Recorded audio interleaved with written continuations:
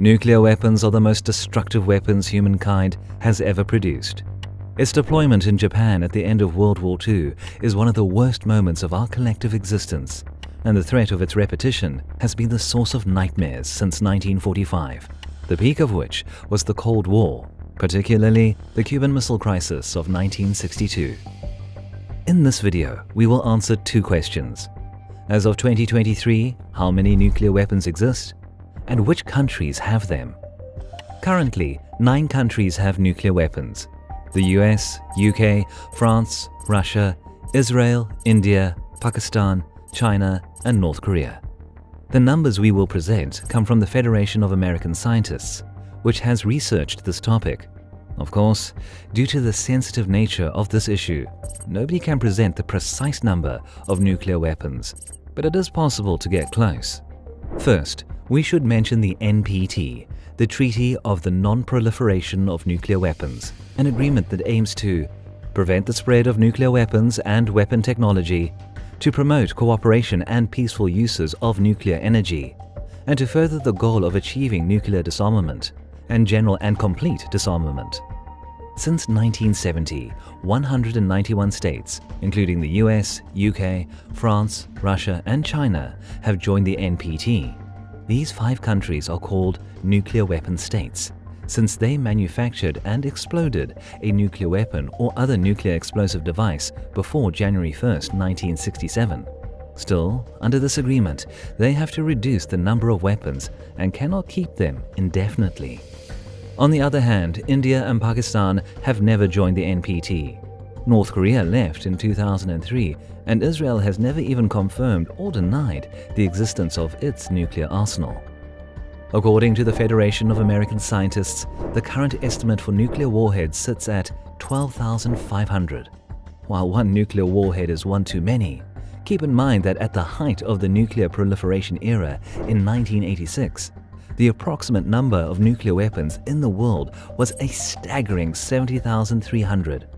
So today, we have around 18% of the number of weapons in existence almost 40 years ago. The reduction is not only attributable to arms control agreements, but also to the dismantlement of retired weapons, and retired weapons represent a big part of the Russian and American arsenals. The United Kingdom, Russia, China, Pakistan, India, and North Korea are believed to be producing more. France and Israel are believed to have a stable stockpile, while the US has been reducing it. But these 12,500 nuclear warheads are not all equal. It is important to distinguish key differences among them. Of the world's approximate 12,500 nuclear warheads, around 9,576 are in the military stockpiles for various uses: missiles, ships, aircrafts, and submarines. The remaining warheads have been retired but are still relatively intact and are waiting dismantlement. Of those 9,576 warheads in military stockpiles, 3,804 are deployed with operational forces on missile or bomber bases. Approximately 2,000 of those are on high alert, ready for use on short notice. Those warheads are distributed between the US, Russia, UK, and France. So, from this we can observe that almost 3,000 warheads of the total in existence are retired and awaiting dismantling. Again, the stockpile of nuclear weapons is always surrounded by state secrecy, and since we're entering a multipolar world, there's much less communication about the current state of different stockpiles. The United Kingdom, for instance, announced in 2020 that, given the changing security and technological environment, we will extend this long-standing policy of deliberate ambiguity and no longer give public figures for operational stockpile, deployed warhead, or deployed missile numbers. This ambiguity complicates the calculations of potential aggressors, reduces the risk of deliberate nuclear use by those seeking a first strike advantage, and contributes to strategic stability. Then we have the United States and Russia.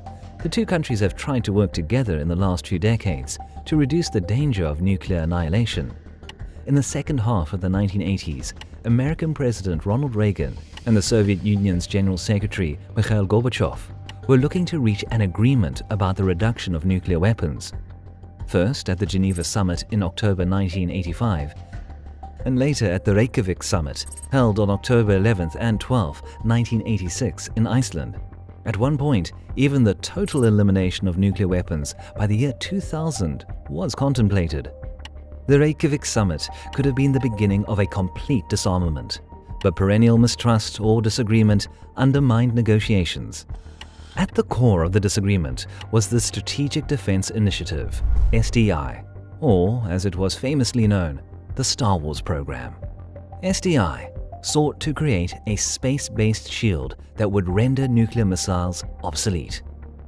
Reagan and Gorbachev never reached an agreement due to SDI, but the Reykjavik summit had a profound effect on American and Soviet relations, where the leaders of the two superpowers had never been closer to nuclear disarmament. The world would have to wait a few more years until a deal of this kind was struck. The START Treaty, or START I, was the first. It was signed in 1991, looking towards the reduction of strategic nuclear weapons. It only entered into force on December 5, 1994, due to the dissolution of the Soviet Union, and instead of 2 nations being part of the agreement, there were 5. The United States and 4 nations from the former Soviet Union, Russia, Belarus, Ukraine, and Kazakhstan. START I expired in 2009, and a new deal had to be made. The New Strategic Arms Reduction Treaty, New START, signed April 8, 2010, in Prague by the United States and Russia, entered into force on February 5, 2011. New START also replaced another bilateral deal between the US and Russia, called the Strategic Offensive Reduction Treaty, SORT, signed in Moscow on May 24, 2002. On February 3, 2021, the United States and Russia agreed to extend New START for 5 years until February 5, 2026. But both parties are in violation of this treaty. As a consequence of the war in Ukraine, Russia decided to suspend its participation in the New START in February 2023, and a few short months later, it even decided to place some of those warheads on Belarusian territory. The United States, on the other hand, has decided not to disclose publicly information regarding their strategic warheads, as mandated by the treaty. After decades of what seem to be steps in the right direction, the United States and Russia are moving back to stances of decades past. And as bad as this sounds, it may not even be the worst pairing of rival nuclear powers. That may be reserved for India and Pakistan. As we've said before, both countries are not parties to the Non-Proliferation Treaty. The decades-long dispute over the northern border region of Kashmir has been the reason behind 2 of the 3 conflicts since India's independence and partition in 1947. The first time took place 3 months after both nations achieved their independence, and again in 1965, with the 1971 conflict being the only one that did not involve the issue of the Kashmir region. There have been other tense moments over time, resulting in casualties on both sides. Nuclear weapons are not, unfortunately, something we can disinvent.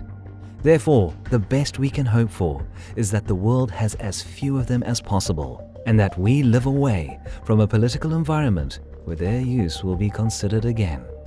Thank you so much for watching. We hope that you've liked this video, and we will see you next time.